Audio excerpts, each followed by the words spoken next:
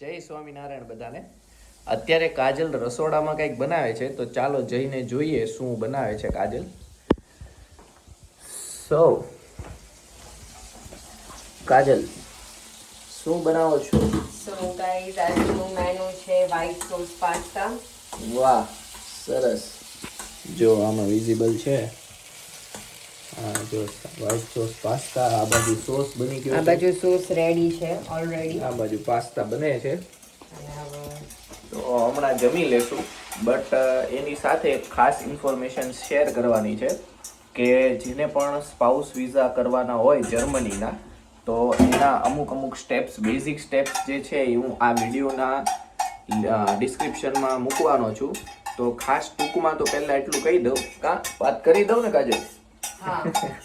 ટૂંકમાં એટલું કહી દઉં કે સ્પાઉસ વિઝા જ્યારે તમે સ્ટુડન્ટ હો ત્યારે કરો તો સારું પડે છે, કારણ કે ફટાફટ એપ્રુવલ બધું આવી જાય છે અને બહુ એટલું બધું પ્રોબ્લેમ્સ રહેતા નથી. અને તમારે એમાં કરવાના સ્ટેપ્સ તો જે આપણે સ્ટુડન્ટના કરીએ છીએ બધા ડોક્યુમેન્ટ્સ એ જ હોય છે. ખાલી એક બે વસ્તુ વધારાની એડ કરવાની હોય, જેમ કે આપણું મેરેજ સર્ટિફિકેટ ને એ બધા ડોક્યુમેન્ટ. અને જેમ સ્ટુડન્ટમાં આપણે બ્લોક કરો છો તમે, એવું જ તે બ્લોક તમારે સ્પાઉસ માટે પણ કરવું પડે જો તમે અહીંયા એઝ અ સ્ટુડન્ટ ફાઇલ કરતા હો તો. અને તમારી પે સ્લિપ ને એ બધું બતાવવું પડે કે તમારી ઇન્કમ અહીંયા કેટલી છે અને બંને વ્યક્તિ અહીંયા વ્યવસ્થિત હાઉસ છે એમાં રહી શકો એવી જગ્યા છે કે નહીં એ પણ એમાં બતાવવાનું હોય. તો આ પણ હું વધારે ડિટેલમાં નેક્સ્ટ વિડીયોમાં શેર કરીશ. અત્યારે તો બસ જસ્ટ થોડી ઘણી માહિતી આપી છે. ઇન ડિટેલ કઈ વસ્તુ કેટલી જોશે, શું જોશે, જો કે સામગ્રી નથી આ બટ કયા ડોક્યુમેન્ટ જોશે અને શું કરવાનું હોય એ પ્રોસેસ આખી હું ઇન ડિટેલમાં તમને શેર કરીશ.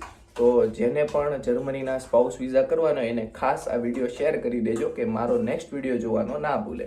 ચાલો, નેક્સ્ટ વિડીયો સુધી બધાને જય સ્વામિનારાયણ. વિડીયો એન્ડ નથી થયો, આપણે હજી એ પાસ્તા બતાવવાના હતા એ બાકી રહી ગયા છે. જો કાજલે પાસ્તા જો રેડી કરી દીધા છે. મને વિડીયો લેતા જ ભૂલી ગયા. જો હવે વિડીયોમાં લેતા ભૂલાઈ ગયું હતું મને કાજલને, એટલે મેં અલગથી વિડીયો લઈને પાછા બીજા પાસ્તા બતાવી દીધા છે. Okay, done. હવે વિડીયો ક્લોઝ કરું છું. જોઈએ આપણે બધા મળીએ નેક્સ્ટ વિડીયોની અંદર. ત્યાં સુધી જય સ્વામિનારાયણ.